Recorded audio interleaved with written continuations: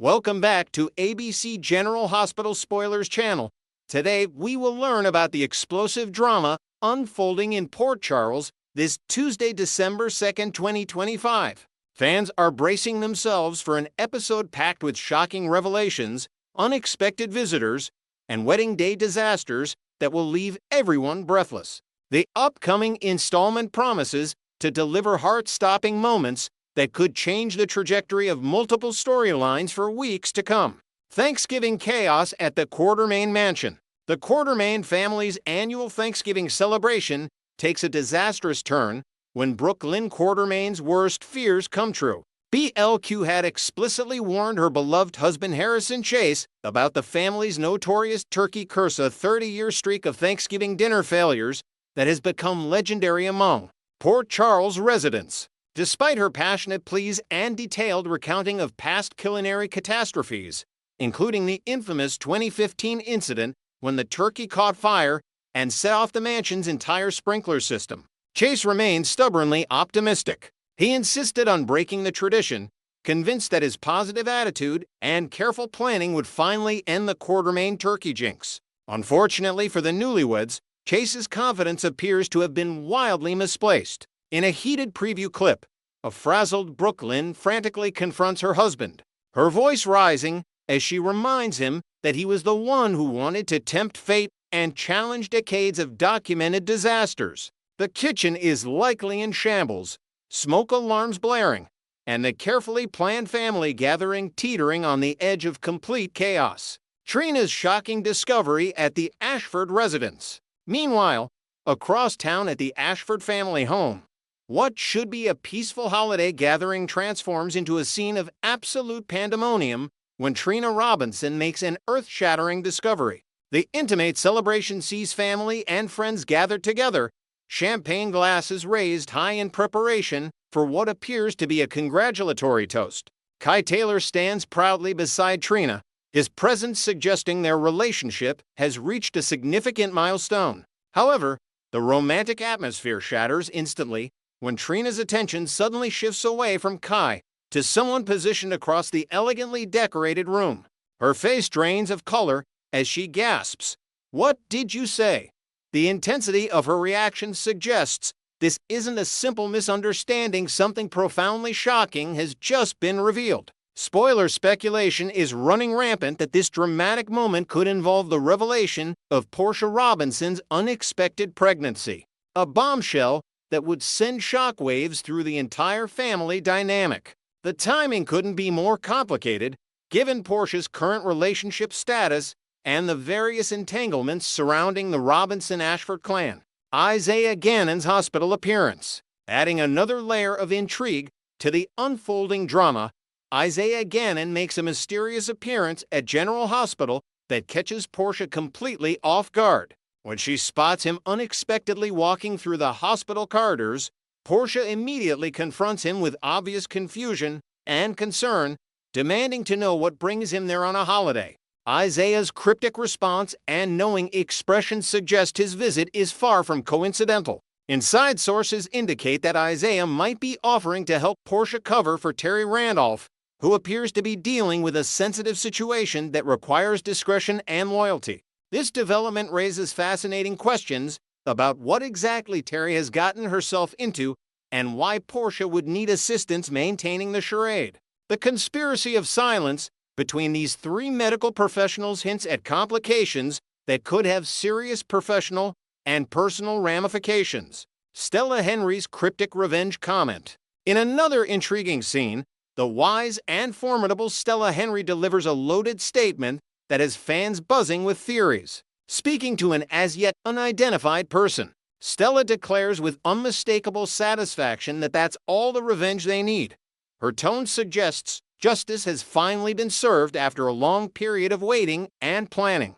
Given Stella's history of fiercely protecting her family and her unwavering moral compass, this revenge likely targets someone who has wronged the Ashford or Robinson families in a significant way. The question on everyone's mind is whether this revenge relates to Portia's situation, Curtis Ashford's recent troubles, or perhaps an entirely separate storyline that viewers haven't yet connected to Stella's machinations. Gio's mysterious visitor. Giovanni Joe Palmieri experiences his own shocking moment when he opens his front door to find an entirely unexpected visitor standing on his doorstep. The young musician's expression transforms from casual curiosity to absolute astonishment, his eyes widening and jaw-dropping in a reaction that suggests this person's arrival is both surprising and potentially problematic. Speculation is mounting that the mysterious visitor could be none other than Lois Cerullo, who should indeed be making her way to Port Charles for the holiday festivities. Lois's return would bring her signature energy and no-nonsense attitude to whatever situation Joe currently finds himself navigating. Some fans are theorizing the visitor might be someone from Gio's past, perhaps a family member he hasn't seen in years, or even someone connected to the ongoing mystery surrounding his family's complicated history. Willow's wedding day cold feet. The most dramatic storyline centers on Willow Tate's impending marriage to Drew Kane, a union that has divided General Hospital fans since its announcement. As the wedding day arrives, Willow appears to be experiencing serious second thoughts about committing herself to a man who many viewers see as manipulative and self-serving. Nina Reeves, in an unexpected display of maternal concern, actually offers Willow a genuine opportunity to escape the marriage before making what could be the biggest mistake of her life. The question burning in everyone's mind is whether Willow will finally see through Drew's carefully constructed facade and accept her mother's lifeline. The situation grows infinitely more complicated when considering that Drew possesses devastating leverage over Willow. He knows she was responsible for sending Sasha Gilmore Corbin and her innocent baby out of town. This secret gives Drew enormous power to control Willow's choices, essentially trapping her in a relationship she may desperately want to escape. Even if Willow summons the courage to turn away from Drew at the altar, he holds the nuclear option of exposing her actions, which would destroy her relationships and reputation throughout Port Charles. Interestingly, whispers from behind the scenes suggest that Michael Corinthos might emerge as Willow's unlikely savior, swooping in to rescue his ex-wife from Drew's clutches at the crucial moment. This potential redemption arc for Michael is particularly fascinating given that he recently framed Willow, setting in motion a chain of events that contributed to her current predicament. Could Michael's guilt over his own manipulative behavior finally push him to do the right thing? Or will Drew successfully corner Willow into a marriage that serves only his political ambitions and desire for control? Tuesday's episode promises to deliver answers that will reshape the romantic landscape of Port Charles for months to come. Next, the air in the Quartermain Gatehouse was stagnant, heavy with the scent of stale coffee and the oppressive weight of a decision made too hastily. Willow Tate stared down at the diamond glittering on her finger Lilla's ring and felt not the flutter of a bride-to-be, but the cold clamp of a shackle.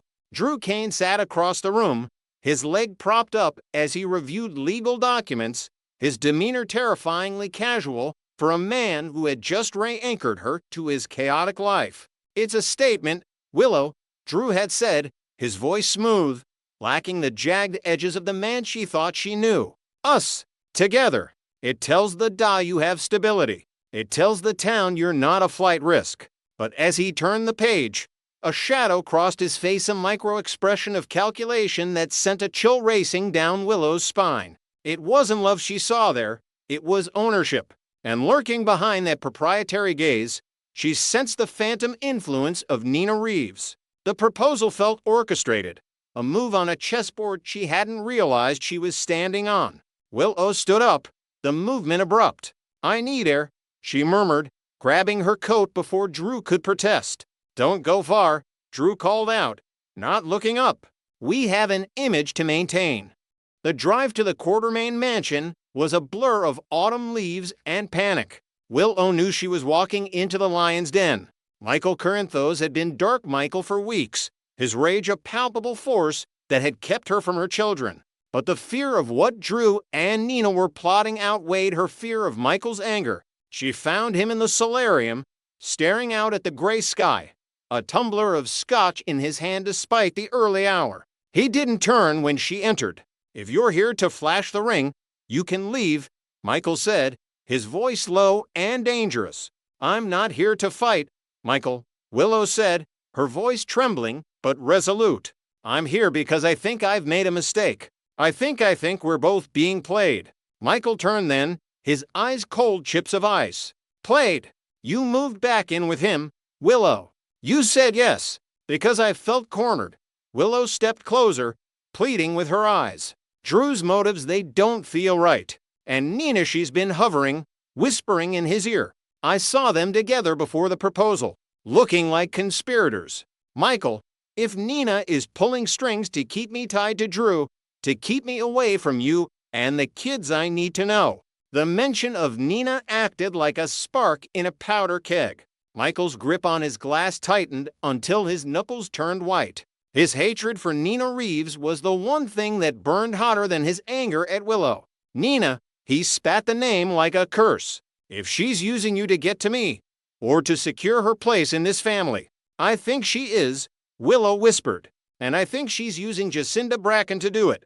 Before Michael could respond, the heavy oak doors of the solarium swung open. Harrison Chase stood there, breathless, a manila folder clutched in his hand. He looked from Willow to Michael, sensing the fragile truce. "I didn't expect to find you two together," Chase said, stepping into the room and closing the door firmly behind him. "But it saves me a trip." "What is it, Chase?" Michael asked, setting his drink down. The detective's presence usually meant bad news. "I've been digging into the evidence from the night of the shooting," Chase said, walking over to the table and spreading out the contents of the folder, specifically the witness statements that placed Willow near the scene. "I found inconsistencies, timestamps that didn't match up with security footage." Willow's heart hammered against her ribs. "You mean someone lied?"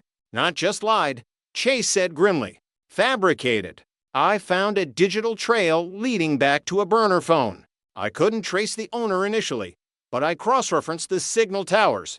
He looked up, his eyes hard. "The phone pinged at the Metro Court, specifically from the Crimson offices, and then again at Windermere." Nina, Michael, and Willow said in unison. "She manufactured the evidence to make you look guilty, Willow," Chase confirmed. "To force you into a position where you needed Drew's protection, where you needed her help." Willow sank onto a settee, nausea rolling over her. "She framed me just to push me back to Drew. It isolates you," Michael said, his mind already racing, the strategic gears turning. "It makes you dependent on them, and it keeps you away from me." He looked at Willow, and for the first time in weeks, the ice in his eyes thawed, replaced by a fierce, protective resolve. "We're going to bury her." The alliance was formed in the shadows of the mansion. The three of them estranged lovers, a betrayed husband, and a determined detective moved with a singular purpose. Their target was Jacinda Bracken. Jacinda, the escort who had returned to Port Charles with a sweeter side and a connection to Michael, was the loose thread in Nina's tapestry. Michael knew she was money-motivated, but he also knew she had been hired by Nina and Portia before. "I'll get Jacinda to talk," Michael said, buttoning his jacket. "She thinks she has an angle on me. I'll let her think she's winning." They met Jacinda at a dive bar on the waterfront, away from the prying eyes of the Quartermain estate. Michael played the part of the distraught ex-husband perfectly, buying Jacinda drinks, complaining about Willow's engagement. "It's a mess," Michael sighed, sliding a heavy envelope across the sticky table. "I just need to know the truth, Jacinda. Nina has been acting strange. You used to work for her." Jacinda eyed the envelope, her greed warring with her self-preservation. "Nina's dangerous, Michael. You know that. I can protect you," Chase said, stepping out from the shadows of the booth. Jacinda jumped, but Michael's hand on her arm kept her seated. "Immunity, Jacinda. If you give us Nina." Jacinda looked between them, calculating the odds. She reached for the envelope, checked the contents, and let out a long breath. "Nina didn't just hire me to drug Drew that night at the Savoy," she confessed, her voice dropping to a whisper. "She's been paying me a retainer to keep quiet about something else. Something she's holding over Portia Robinson." "What is it?" Willow asked, leaning in. "Portia's pregnant," Jacinda revealed, a malicious smirk playing on her lips. And she doesn't know if it's Curtis's or that new guy, Isaiah. Nina found out. She stole Portia's medical file, hacked into the hospital server using my credentials. She's been threatening to leak it to Curtis if Portia didn't back her plays at the hospital. Willow gasped. That's blackmail. An AHIPAA violation. It's leverage, Michael corrected, his face hardening. Nina is systematically destroying everyone who could stand against her. She's using Portia to control the hospital board, using the evidence to control Willow, and using Drew to control the narrative. We have her, Chase said, pulling a voice recorder from his pocket. Jacinda, I need you to go on record about the hacking credentials.